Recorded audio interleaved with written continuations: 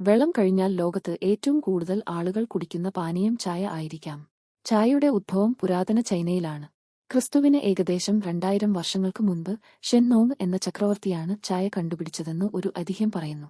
അദ്ദേഹം വെള്ളം തിളപ്പിക്കുമ്പോൾ ഒരു മരത്തിൽ നിന്ന് കുറച്ച് ഇലകൾ അദ്ദേഹത്തിന്റെ പാത്രത്തിൽ വീണു.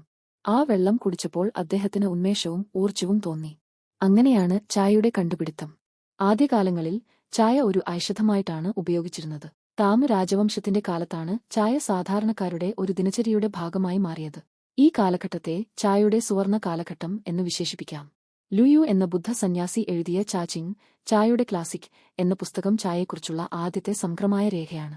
9ാം നൂറ്റാണ്ടോടെ ബുദ്ധസന്യാസിമാർ ചായയെ ചൈനയിൽ നിന്ന് ജപ്പാനിലേക്ക് കൊണ്ടുവന്നു. ജപ്പാനിൽ ചായ സന്യാസിമാരുടെ ധ്യാനത്തിന്റെ ഭാഗമായി മാറി. കൊറിയ, വിയറ്റ്നാം തുടങ്ങിയ മറ്റ് കിഴക്കൻ ഏഷ്യൻ രാജ്യങ്ങളിലേക്കും ചായ പതുക്കെ വ്യാപിച്ചു.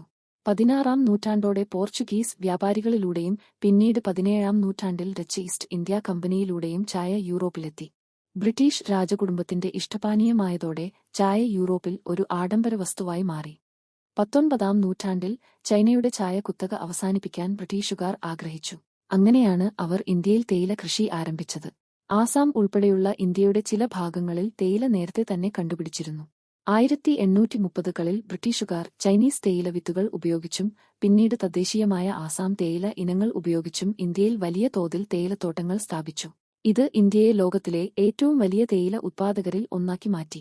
ലോകമെമ്പാടും കോടിക്കണക്കിന് ആളുകൾക്ക് പ്രിയങ്കരമായ ഈ പാനീയം ഓരോ സംസ്കാരത്തിലും വ്യത്യസ്ത രൂപങ്ങളിലും ചടങ്ങുകളിലും ആസ്വദിക്കപ്പെടുന്നു.